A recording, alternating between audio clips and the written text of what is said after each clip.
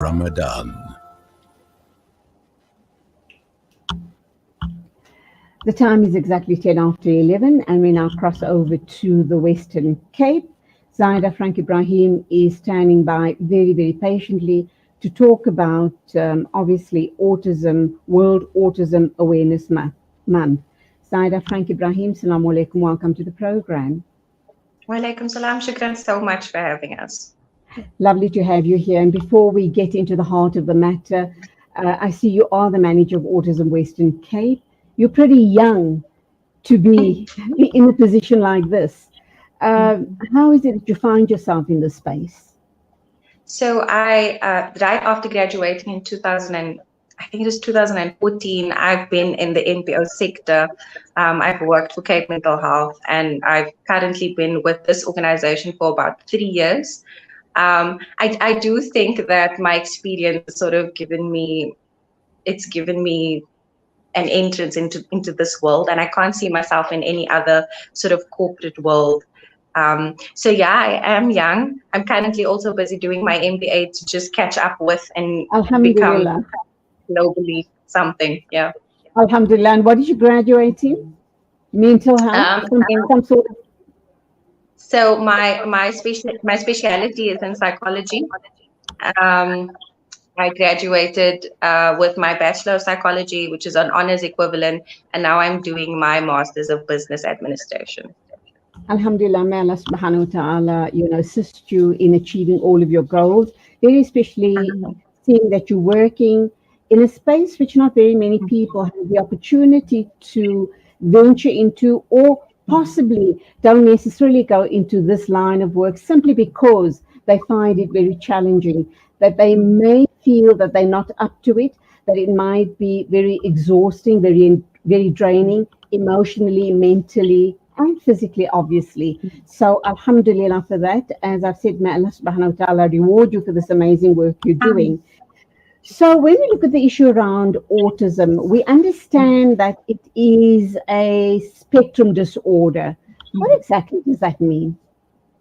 It can be, so autism can broadly sort of be defined as a neurological disorder. So that what we say at Autism Western Cape, so we like to veer away from the term disorder because it has almost a very negative connotation. And once you hear the word disorder, you almost think the person might be sick, or that it's something that can impede the person's life, their way of life, and that they can't live a normal, healthy life.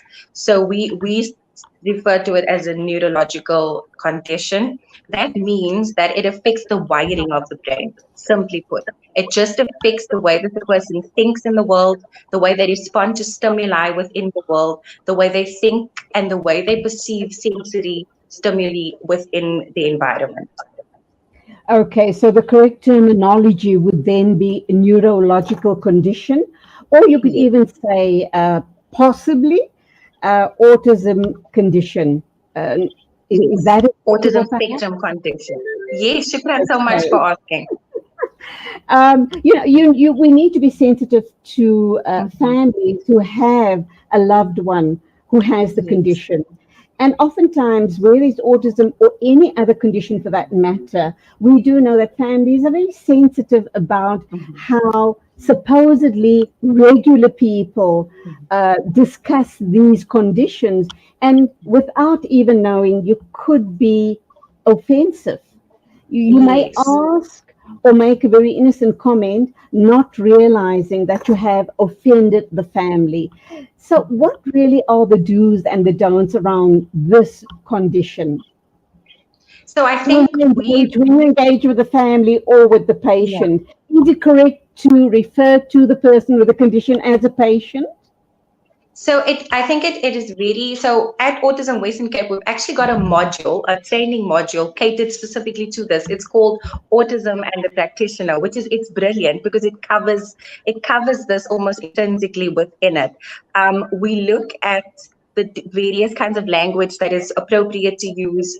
But I think a general standpoint when liaising with clients, so we call it our clients, our beneficiaries, when looking at clients, we generally refer to to them. So we refer to them and ask them, so do you sort of identify as an autistic, so disorder or identity specific, or do you identify as a person with autism? So it depends on the person.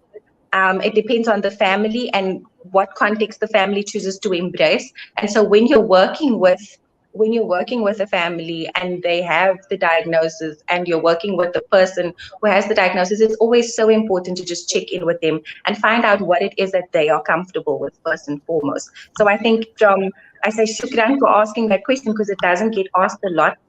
People just make the assumption that they can call another person autistic, or that they can say a person diagnosed with autism. And I think it's so important within our context to make sure that we are sensitive to, and that we are inclusive. Zaida, I'm going to unpack a lot of very uh, important questions, which might, if a person who has a loved one that has the autism condition, might probably find it a bit brash or even offensive, but you will correct me as we go along.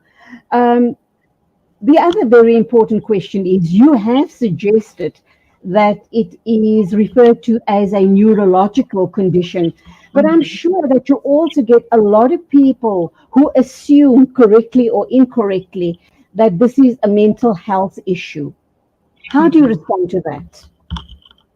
Um, so it typically in the diagnostic statistical manual for disorders, which is what clinicians use to diagnose, it was classified first as a mental health condition. Then people moved away from that into the neurodevelopmental space and looking at the mapping of the brain and the mapping of the neurons.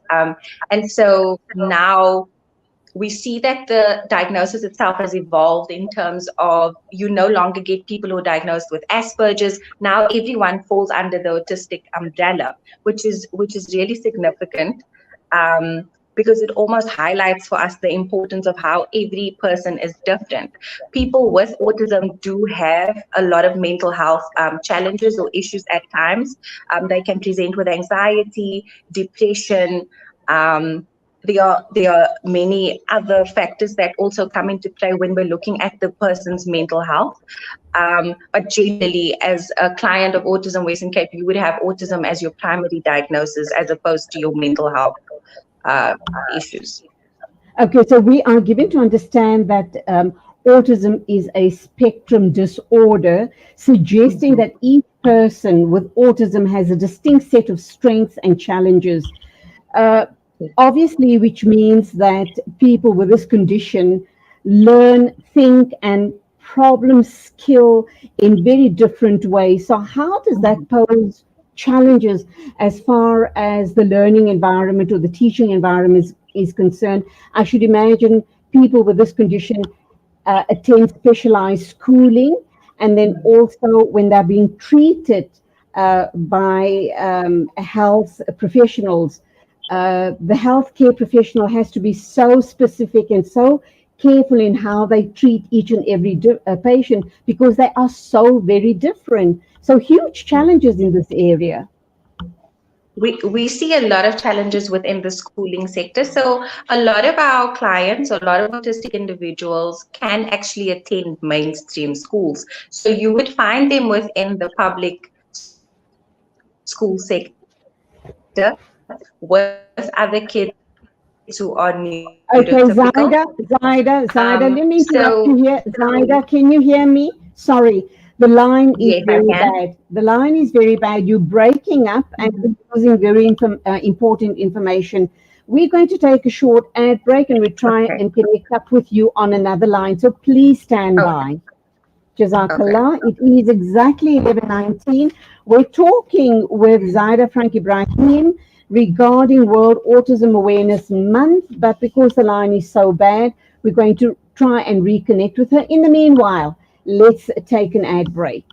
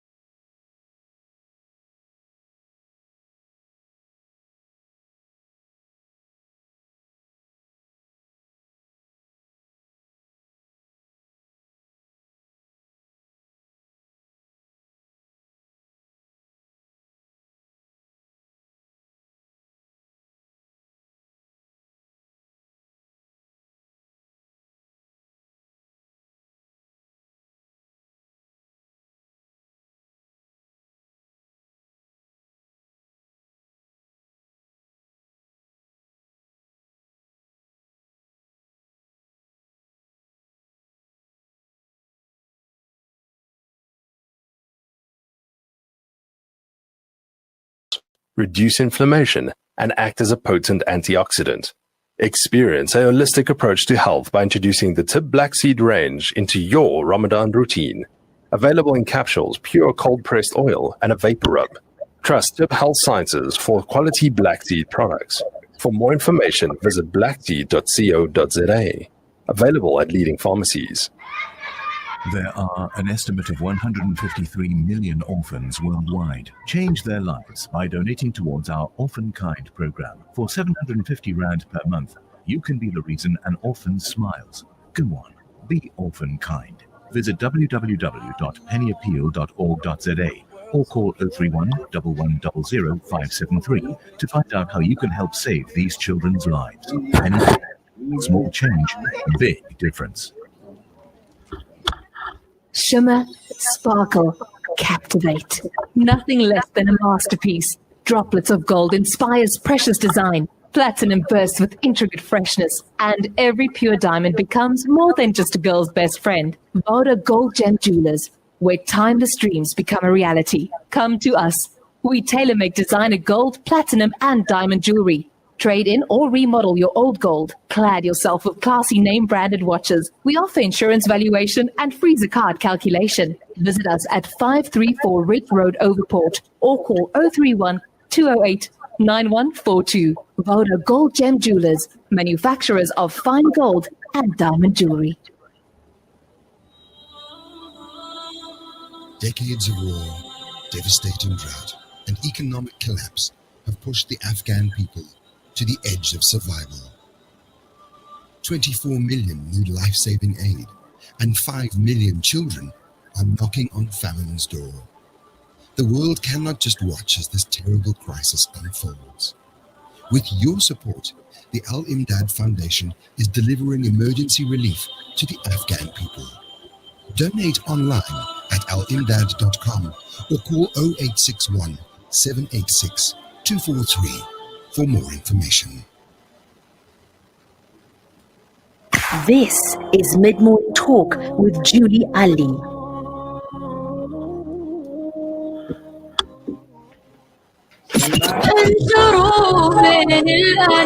Salon Media, your spiritual companion this Ramadan. 11:23, welcome back. We are talking with Zaida Frank-Ebrahim. She is the manager of Autism Western Cape. We're going to be looking at World Autism Awareness Month and how we as the general public can be supportive of families who have a loved one suffering from this neurological condition. Zaida, welcome back. Can you hear me loudly and clearly?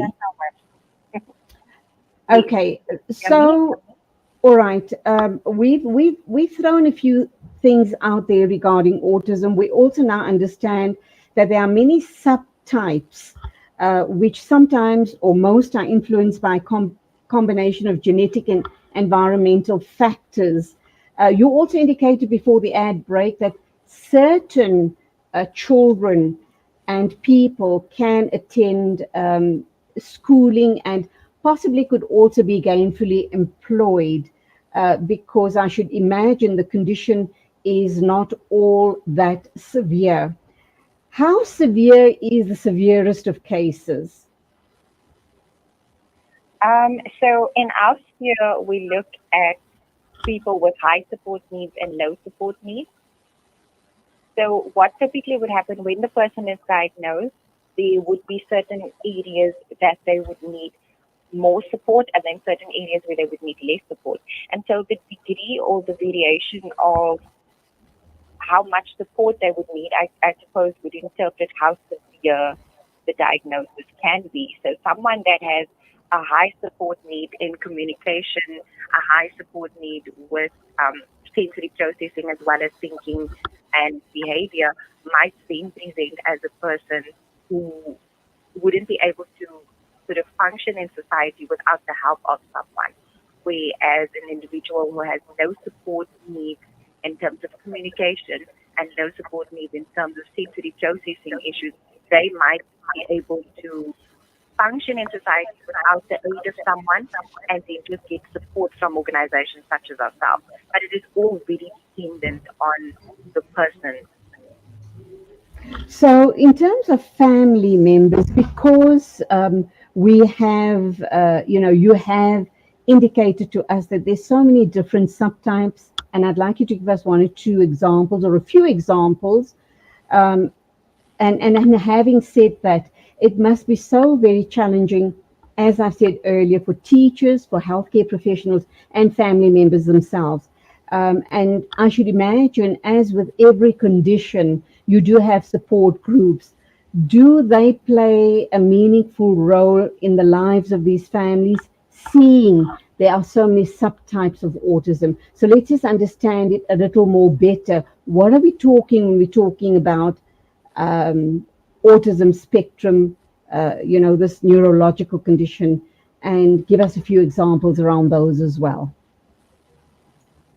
Okay, so as I mentioned, it has to do with the wiring of the brain. So everyone's brain is wired very differently. The offset of the brain, specifically the genetics, is all different, which means that the diagnosis would present differently within different people. However, we see that there are certain markers of people with autism that sort of help us to be able to generalize it in a sense. So there we look at social and communication issues.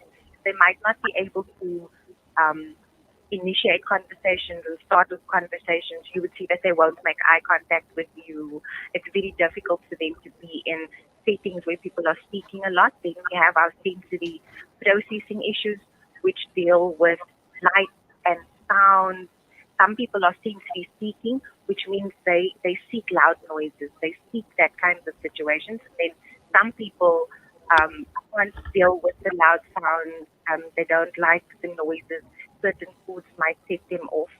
And then we also have people who have information processing issues. So that means they sometimes are unable to process what is being said to them, and then the communication thereof would also then be lacking in certain instances. And then a large part of autism spectrum disorder would be the communicative issues.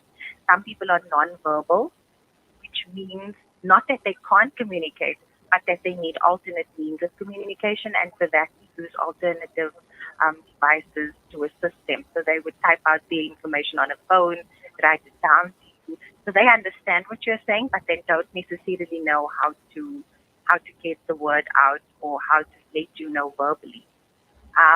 So when you ask for an example, it becomes very difficult because now we have to place this person within these 4 different segments in differing degrees. So while one person might have social issues, the other person might not. While one person might have communicative issues, the other person might have. So it becomes very difficult to then try and give examples. What we do see within our sector, though, within the Western Cape region, is that a lot of our children are nonverbal. A lot of them struggle to communicate. And so our social workers work a lot with the social stories, try and get them to be able to say what they want to say to their parents and communicate their feelings, because we can only imagine that it must be so frustrating for them if they can't get out what they're trying to say. So Zaida, I think I read somewhere once a long time ago that people who obviously have an autism spectrum condition, and we've mentioned this a couple of times on the show, that it has so very many subtypes, and I'm not sure how this question then will fit in with the topic of autism, but I have heard that people with autism are highly intelligent. It's just that, as you've indicated, different people have different limitations possibly, or challenges. But would that stand true for all people with this neurological condition, that people with autism are really very highly intelligent? And if you can pinpoint or tap into their areas of challenges, you would really be able to get the best out of that person, be able to assist them to lead a normal life as possible. I think you are referring to savants. That's what they're called in our area. Savants are extremely rare. So those are people with extreme intelligence in certain areas. I think the movie Rain Man comes to mind. Or if you think about the Big Bang Theory, if you've ever watched the Big Bang Theory, Yes, yes, and his friends, yes. they would typically present with autism, but they would be savants. Those are very rare within society. So what we see is that people have sort of the IQs are moderate. Some of them generally have really good IQs, yes, but it is all very dependent on the person, and it's all very dependent on the environment that the person is within as well, and whether or not they have a comorbid intellectual disability, which can complicate the situation further. Media has a very big role to play within this, because I think media puts today autistic people to be really smart, to be very, very nerdy. I think The Good Doctor also comes to mind. He plays it really well, though. And so it is just for us as practitioners to conscientize families and to conscientize with the rest of communities to make sure that they understand that not all people present in that way. You touched on which areas of development would be, key to work on, and I think that would speak firstly to early intervention. So the minute you notice signs or symptoms, and you think something might be slightly off, it is important to go to your developmental pediatrician or to go to your doctor and say, look, I'm noticing that my baby by the age of 6 months is maybe not looking at me. When I call them, they're not making eye contact with me. They're not reciprocating play with me, those kinds of things. You would then go to the neurodevelopmental pediatrician, and they would then refer the psychologist or psychiatrist, who they would themselves make the diagnosis after doing an assessment. We advocate for early intervention, so you can diagnose from the age of 2, and it is very important for the person's future development, because that is when speech therapy, occupational therapy, psychosocial therapy in itself, and counseling can start, and you can work on it with the family in a very nurturing and supportive environment from the beginning, instead of, finding out later in adulthood. Okay, we have a comment from a listener, Leia Lynette Robery. Thank you for calling in, and thank you for your comments, which I'm going to be sharing, obviously, with Zaida, and we'll ask her to respond to that comment, and that will then, of course, bring us to the end of this part of our program this morning. So this is what Leia is saying, Zaida. She says, autistic children are badly bullied in mainstream schools. Autistic children struggle with their social skills and their ability to socially integrate. Mainstream schools do not teach emotional intelligence. Therefore, bullying is a problem even for children without autism. I disagree with your recommendation of mainstream schools for children with autism. Over to you, Zaida. Okay. This is always a difficult question to answer. Within the Western Cape region, I think there's only 9 schools that accommodate autism-specific classrooms. Our national development strategies within the country and our white papers are moving towards an inclusive society, which means that mainstream schools have to include autistic and other special needs children within the department. This becomes very important when we're looking at the idea of opening up different special needs schools to accommodate the growing amount of people who are being diagnosed. So we're looking at a situation where government is saying, I have to upskill my current base, so I have to upskill my teachers at the mainstream schools to be able to deal with. So I don't think that it's necessarily a case of that they don't know how. I think that they're not skilled enough. That's why organizations such as ourselves exist to upskill carers, to upskill the teachers, to do training and to become, to make it that it is so relative that it becomes an inclusive part of mainstream schools. Because if I said to each client that came to me and they were waiting for their child to get on a special needs school, it might take 6 years. So the waiting lists are that long, and that's alarming. So would you rather let your child sort of be in a waiting period for 6 to 7 years, or would you put them into mainstream school and accommodate them reasonably with tutors, with speech therapy, with occupational therapy? There's always that. In an idealist world, we would definitely want each autistic person to go to an autism-specific school. However, in our case, and with our limited resources and with our current economic and social and political storms, we find it very challenging. Okay, my final comment or statement would then be as follows, Zaida. When we look at autism spectrum condition or this neurological condition, I should imagine you're born with it. You would be, throughout your life, get all of the all the psychological support. You'll get all of the support from your family, schooling, the entire environment, so to speak. But you're going to live with that condition for the rest of your life, are you not?